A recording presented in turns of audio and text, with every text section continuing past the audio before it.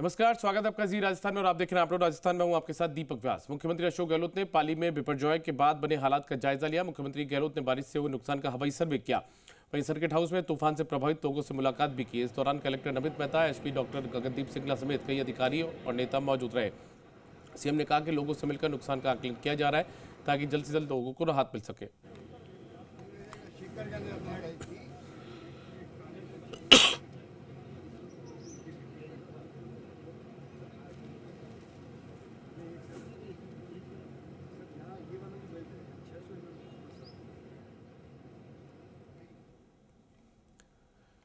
राजस्थान में बिपरजॉय तूफान से खासा नुकसान हुआ है। खासकर बाड़मेर, सिरोही, जालोर और पाली जिले में तूफान की तबाही के निशान साफ देखे जा सकते हैं। इसी के चलते मुख्यमंत्री ने प्रभावित इलाकों का जायजा लिया। मंगलवार को बाड़मेर के चौटन, सिरोही के आबू रोड और जालोर में मुख्यमंत्री ने नुकसान का जायजा लिया। वहीं आज सुबह भी अधिकारियों की बैठक लेकर दिशा निर्देश दिए। सर्किट हाउस में लोगों से मुलाकात कर गहलोत ने हर संभव मदद का भरोसा दिया। इस दौरान मीडिया से रूबरू होते हुए गहलोत ने कहा कि तूफान के बाद प्रशासन के साथ बचाव टीमों ने बेहतरीन काम किया है।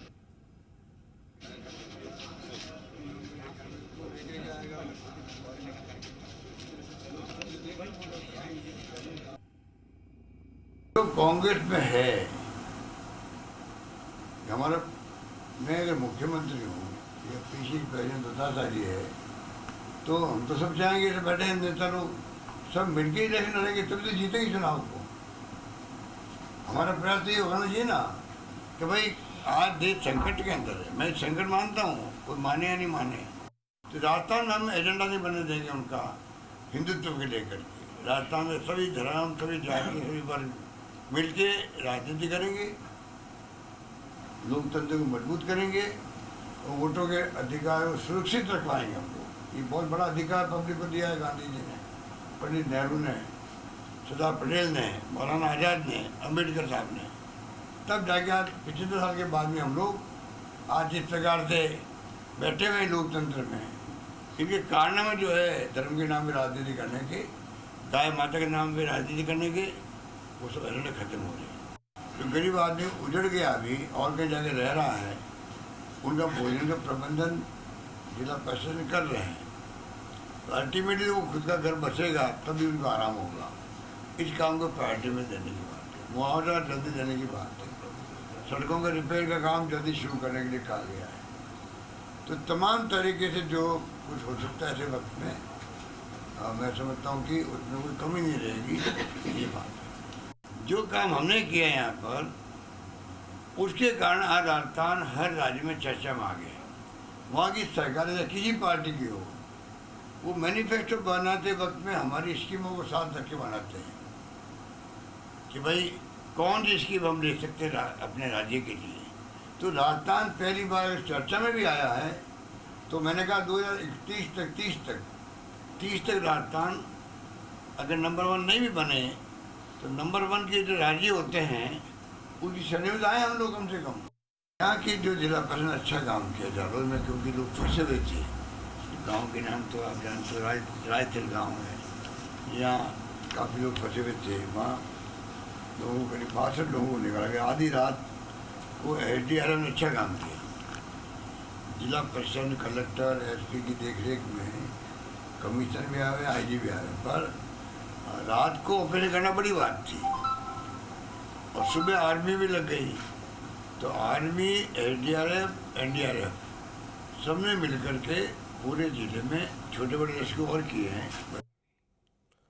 जयपुर नगर निगम हेरिटेज में मेयर और पार्षदों का धरना फिलहाल जारी है। आज मंत्री महेश जोशी ने धरना स्थल पर पहुंचकर धरने पर बैठी महापौर और पार्षदों से बातचीत की और सुलह का रास्ता निकालने की कोशिश भी की। इस दौरान मंत्री महेश जोशी को महापौर और पार्षदों ने घटनाक्रम का बारे में जानकारी दी। वहीं घटनाक्रम को लेकर मंत्री ने कहा कि कहने मात्र से कोई आरोप सिद्ध नहीं होते। कांग्रेस का कोई भी नेता या कार्यकर्ता जाति सूचक शब्दों का इस्तेमाल नहीं करता। महेश जोशी ने कहा कि क्या कोई रास्ता ऐसा निकल सकता है जिससे आपका काम बाधित ना हो। इस पर मेयर ने कहा कि जनता के काम बाधित हुए हैं, इसलिए हम यहाँ बैठे हैं। Additional commissioner Rajendra Verma suspend होने चाहिए।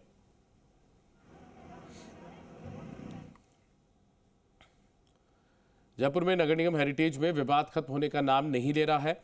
मेयर मुनेश गुर्जर के साथ पार्षदों का धरना जारी है। वही मामले को लेकर मेयर मुनेश गुर्जर ने प्रेस कॉन्फ्रेंस की। मेयर ने कहा कि जिस तरह से एडिशनल कमिश्नर का व्यवहार है, पहले भी उनके खिलाफ तत्कालीन आयुक्त ने कार्रवाई की। मेरी कार्यशैली जाति वर्ग से होती है तो मैं चुनाव नहीं जीतती। मेयर ने कहा कि जब फाइलों की जांच होगी तो सब पता चल जाएगा। अगर वो दोषी नहीं पाए गए तो मैं खुद अपना इस्तीफा दे दूंगी। ऐसी का वर्ग इसलिए अपनाया है क्योंकि कुछ फाइलों में भ्रष्टाचार किया है। सुलभ, फ्लड, अस्थायी बीट्स की फाइलों की जांच होगी और जब जांच होगी तो सब साफ हो जाएगा। कर्मचारी भी हैं, अधिकारी भी हैं हमारे पास एससी वर्ग के। मेरी कभी भी उनसे कोई जाति विशेष की कोई बात नहीं हुई। मैं ये भी कहना चाहूँगी, अगर मैंने जाति सूचक शब्दों का उपयोग किया है, मेरी मंशा भी रही है, तो आप उस पूरे वीडियो को दिखाइए। मैं उसी समय इस्तीफ़ा दे दूंगी। अगर राजेंद्र वर्मा जी इसको प्रूफ कर सकते हैं कहीं पे भी कि मेरे साथ ये शब्द का उपयोग किया गया है, मैं स्वतः इस्तीफ़ा दे दूंगी और आज की तारीख में ये धरना ख़त्म हो जाएगा। और समिति इसकी जांच कराकर मुझे रिपोर्ट दे दे, मैं समिति को उसी समय समिति को हैंडओवर कर दूंगी अपना इस्तीफ़ा और उसी समय उसे मंजूर कर लिया जाए। जीजीएम योजना में भ्रष्टाचार को लेकर एक बार फिर सरकार के खिलाफ राज्यसभा सांसद किरोड़ीलाल मीणा मुखर है। जयपुर के अशोकनगर थाने के बाहर राज्यसभा सांसद डॉक्टर किरोड़ीलाल मीणा और शिकायतकर्ता एडवोकेट टीएन शर्मा धरने पर बैठे हैं। दरअसल भ्रष्टाचार के खिलाफ एफआईआर दर्ज करवाने किरोड़ीलाल मीणा जयपुर के अशोकनगर थाने पहुंचे थे, लेकिन एफआईआर दर्ज नहीं होने पर किरोड़ीलाल मीणा और शिकायतकर्ता वकील टीएन शर्मा धरने पर बैठ गए। वहीं सांसद मीणा ने आज प्रेस वार्ता करते हुए कई विभागों में हुए घोटालों को लेकर दस्तावेज पेश किए। सांसद मीणा ने आरोप लगाया कि 2000 करोड़ का ईआरसीसी घोटाला हुआ, वहीं एक्सप्रेस हाईवे के मामले पर खुले में लूट मचाई गई। इसलिए अब बजरी घोटाला पूरे राज्य में करीबन 20,000 करोड़ का है। एक है अरावली हिल्स में इलीगल माइंस और इलीगल खनन का घोटाला जो 10,800 करोड़ का है। एक है हिंदुस्तान जिंक लिमिटेड का घोटाला जो 2,500 करोड़ का है। दूसरा जालीपा कॉल घोटाला जो जिंदल का है, ये 2400 करोड़ का है। एक ईआरसीसी का घोटाला है जो करीबन 2,000 करोड़ का है। ये जो 96,900 करोड़ का अलग अलग हमने घोटाला आपको दिया है, जिसमें खनिज स्टॉक का घोटाला है, बजरी घोटाला है, अरावली हिल्स का घोटाला है, हिंदुस्तान जिंक लिमिटेड का घोटाला है, जालीपा काल घोटाला है, कॉल घोटाला, ईआरसीसी घोटाला, सीमेंट ब्लॉक घोटाला, स्टाम्प घोटाला, साबर घोटाला। इसकी भी एफआईआर हम पुलिस थाने पर देंगे। बीकानेर के खजुवाला में दलित युवती के साथ गैंगरेप और हत्या का मामला तूल पकड़ता जा रहा है। विरोध में स्थानीय लोगों ने थाने के बाहर प्रदर्शन किया है। स्थानीय लोगों ने महिलाओं के साथ थाने में घुसने की भी कोशिश की। करीब 24 घंटे के बाद भी युवती के शव का पोस्टमार्टम नहीं हो पाया। परिजनों ने 1 करोड़ की आर्थिक सहायता और एक व्यक्ति को सरकारी नौकरी देने की मांग की है। पूरे मामले की एसओजी से जांच करवाने और खजुवाला पुलिस थाने को लाइन हाजिर करने की मांग की गई है। पूर्व भाजपा विधायक डॉक्टर विश्वनाथ मेघवाल और भाजपा जिला अध्यक्ष जालम सिंह भाटी भी धरने में शामिल होने पहुंचे। मौके पर भारी पुलिस बल की तैनाती की गई है।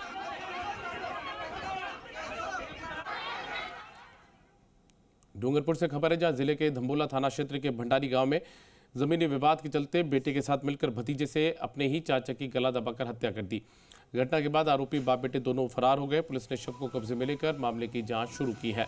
जानकारी के मुताबिक भंडारी गांव निवासी 60 वर्षीय लाला डमोरा और उसके भतीजे 45 वर्षीय रमन डामोर के बीच जमीन को लेकर विवाद चल रहा था। मंगलवार शाम को लाला डामोर खेत में बाबुल के पेड़ की छटाई कर रहा था। इस दौरान रमन और उसका बेटा राजेश दोनों खेत पर गए और लाला के साथ मारपीट शुरू की। इसके बाद गला दबाकर उसकी हत्या कर दी। लाला के परिजन जब तक दौड़कर खेत में पहुंचे तब तक आरोपी बाप बेटे फरार हो गए। सूचना मिली कि किसी व्यक्ति का मर्डर हो गया भंडारिया में, जिस पर मौके पर पहुंचे, जहां पर एक व्यक्ति की लाश पड़ी हुई थी खाटने पर। परिवारजन मौजूद थे, जिनसे पूछताछ की गई और उनके द्वारा बताया गया कि कोई लकड़ी काटने को लेकर विवाद हुआ तथा आपस में लड़ाई झगड़ा हुआ। तो इसके भतीजे रमन पिता गौतम ने इसका गला दबा करके हत्या करी। साथ में इसका पुत्र राजेश उर्फ राजू भी था। डूंगरपुर के सिमलवाड़ा बार एसोसिएशन के अधिवक्ताओं ने डीजे कैंप कोर्ट शुरू नहीं होने पर एक दिवसीय न्यायिक कार्य का बहिष्कार किया। इस दौरान वकीलों ने कोर्ट के बाहर धरना प्रदर्शन कर एडीजे कोर्ट कैंप जल्द शुरू करने की मांग की। बता दें कि राजस्थान सरकार ने 2022 की बजट घोषणा में कैंप कोर्ट खोलने की घोषणा की थी, लेकिन करीब सवा साल के बाद भी कैंप कोर्ट की शुरुआत नहीं हुई है। अधिवक्ताओं ने कहा कि राज्य सरकार ने लोगों को नजदीक और जल्द न्याय मिलने के उद्देश्य से एडीजे कैंप कोर्ट खोलने की घोषणा की थी, लेकिन अब तक कैंप कोर्ट नहीं खुलने से लोगों के न्याय के लिए डूंगरपुर जाना पड़ता है। 2022 में एडीजे कैंप कोर्ट खोलने के लिए सरकार ने घोषणा की थी। अभी तक इसकी कैंप कोर्ट चालू नहीं हुई है। वकीलों में आक्रोश है। आक्रोश को देखते हुए आज एक दिन का कार्य का बहिष्कार रखा गया है सिमलवाड़ा न्यायालय में। इसके बाद में जब तक चालू नहीं करेंगे तो ऐसे ऐसे हम हड़ताल करते रहेंगे। सीकर के श्री माधोपुर इलाके में बैंक कलेक्शन कर्मी से लूट के मामले में पुलिस ने बड़ी कार्रवाई किया। पुलिस ने लूट के 4 आरोपियों को गिरफ्तार किया है। थानाधिकारी रिया चौधरी ने बताया कि आरोपियों के खिलाफ विभिन्न थानों में पहले से कई मामले दर्ज हैं।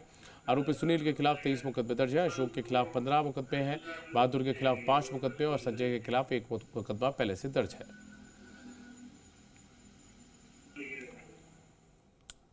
आंदोलन करने के बाद भी वेतन विसंगति को हटाने की मांग पूरी नहीं होने पर एक बार जेल कर्मियों ने फिर से प्रदर्शन की शुरुआत कर दी है। जयपुर में जेल कार्मिकों ने जेल मेस पर ताला लगाकर और भूखे रहकर अपनी ड्यूटी कर रहे हैं।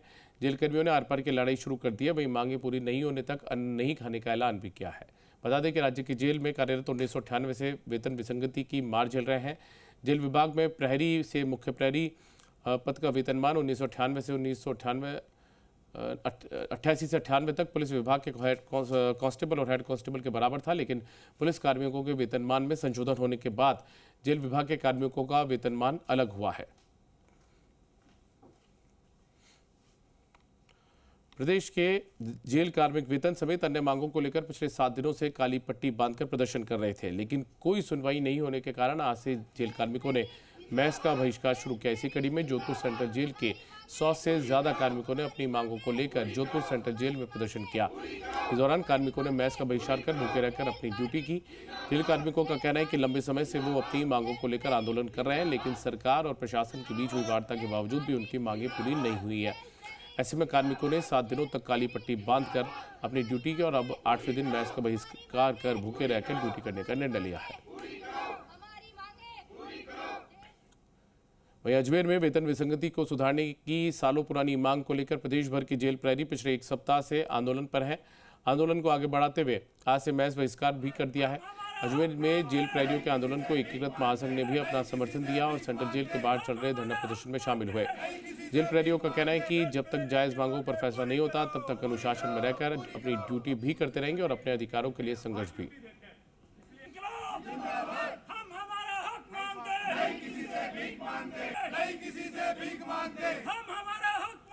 लेकिन सरकार ने लिखित समझौता करने के बावजूद भी सरकार ने अपनी नकारात्मकता दिखा दी। इसलिए इनको विवश होकर एकीकृत महासंघ के बैनर के ऊपर पूर्व की भांति वापस अपना मैच बहिष्कार और इसका जो आंदोलन है वो शुरू किया गया है। और पूरा राजस्थान की जेलों के अंदर एकीकृत महासंघ जो राज्य कर्मचारियों का वो उनके साथ है।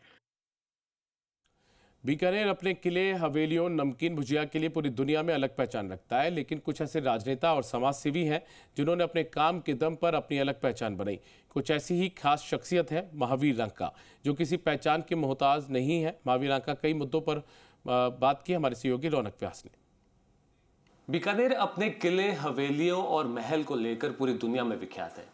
यहाँ का भुजिया का खट्टा मीठा स्वाद पूरी दुनिया में अपनी अलग पहचान रखता है, लेकिन बीकानेर में कुछ ऐसे लोग हैं जो अपने कार्यशैली से लोगों के दिलों में घर बना बैठे हैं। कुछ ऐसे ही शख्स के साथ मैं बात करने के लिए मौजूद हूं जिनका नाम है महावीर रंका। यूआईटी के अध्यक्ष रहे, राजनीतिक तौर पर बीजेपी के बड़े नेताओं में शुमार है। हमारे साथ खास बातचीत करने के लिए मौजूद है। मैं बातचीत करता हूं। महावीर जी राजस्थान में आपका स्वागत है। नमस्कार जी, स्वागत है आपका। क्या कहेंगे, जिस तरह से राजनीतिक सफर शुरू हुआ, 20-25 सालों का बड़ा लंबा अनुभव, राजनीति की तरफ झुकाव किस तरह से हुआ? क्योंकि कहा जाता है कि राजनीति करना हर किसी के बस का खेल नहीं है। ये एक अलग तरह की विधा है, अलग तरह के लोगों की पहचान है।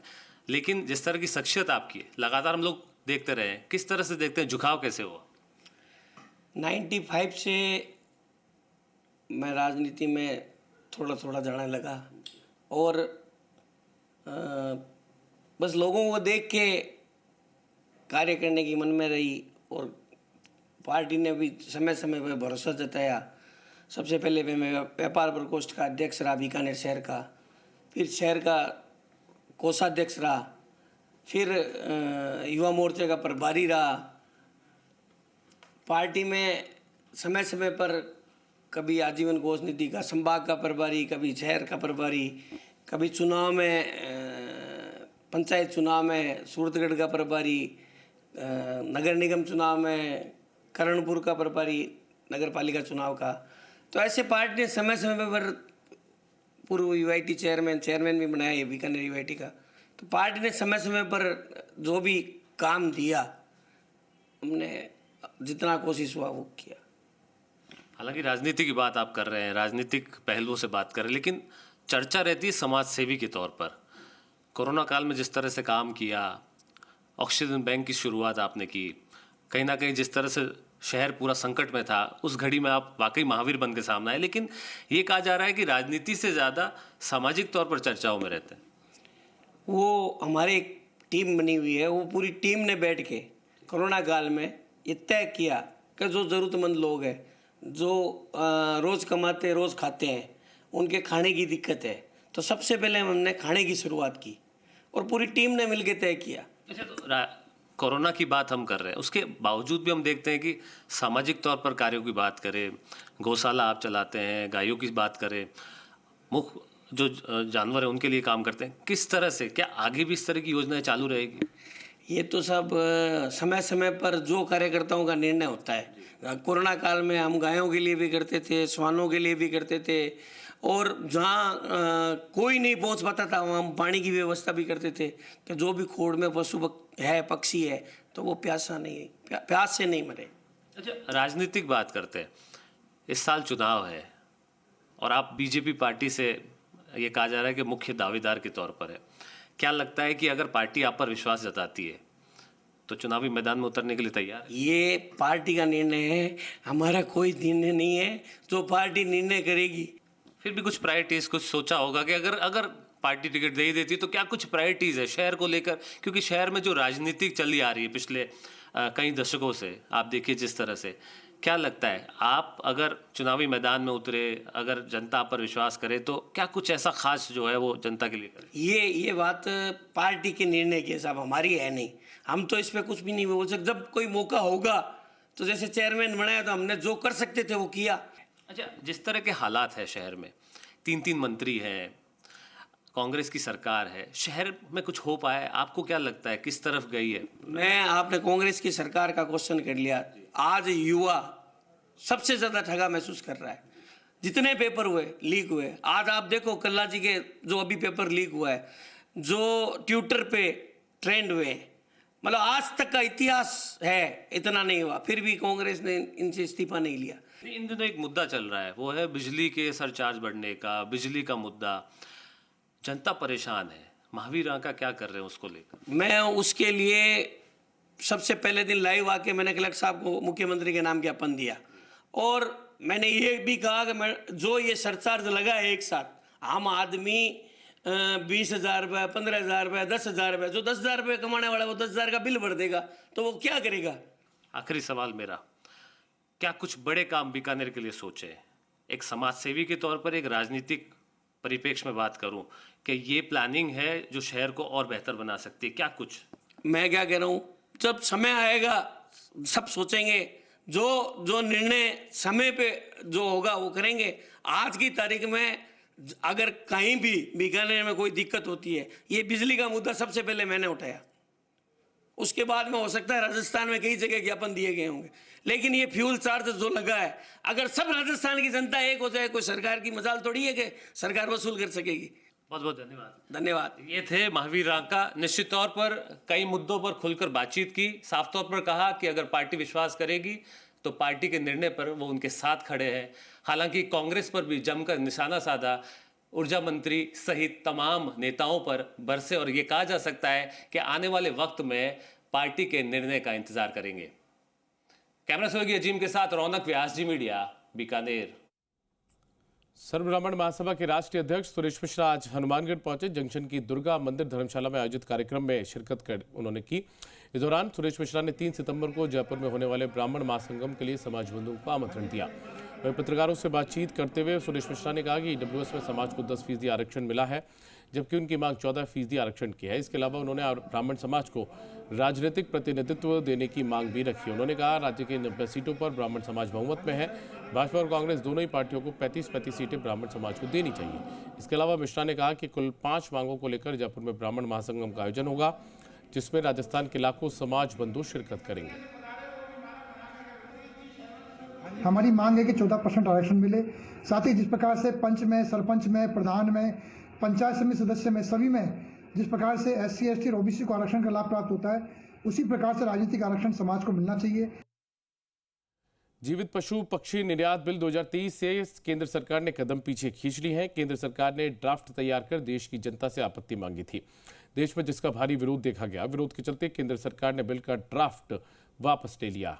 पूरे मामले पर केंद्रीय मत्स्य पशुपालन एवं डेयरी राज्य मंत्री डॉक्टर संजीव बालियान ने कहा कि नरेंद्र मोदी सरकार जनता की भावनाओं का सम्मान करती है। जब बिल के ड्राफ्ट पर जनता की राय मांगी तो इस पर कई आपत्तियां सामने आई, साथ ही इसका काफी विरोध भी हुआ। ऐसे में जनता की भावनाओं को ध्यान में रखते हुए केंद्र सरकार ने फिलहाल बिल का ड्राफ्ट वापस ले लिया है। बालियान ने कहा कि 1898 में बने कानून में संशोधन के लिए यह ड्राफ्ट तैयार किया गया था। अब फिर से इस बिल पर अध्ययन होगा, उसके बाद इस पर दोबारा राय मांगी जाएगी। अब पूरा हिंदुस्तान इस समय दुग्ध उत्पादन में नंबर 1 है। आपका राजस्थान भी नंबर 1 हो चुका थोड़े दिन पहले, शायद आपको पता हो। तो हम चाहते हैं कि हिंदुस्तान का दूध और दूध के प्रोडक्ट पूरी दुनिया में जाए। लेकिन जब जनता में एक परसेप्शन हुआ तो हमने कल वो जो ड्राफ्ट था वो केंद्र सरकार ने वापस ले लिया। क्योंकि ये मोदी सरकार है, ये जनता की भावनाओं को आदर करके चलना चाहती है। हमने वो ड्राफ्ट वापस ले लिया है। और आप लोग राजस्थान में फिलहाल वक्त एक ब्रेक का है।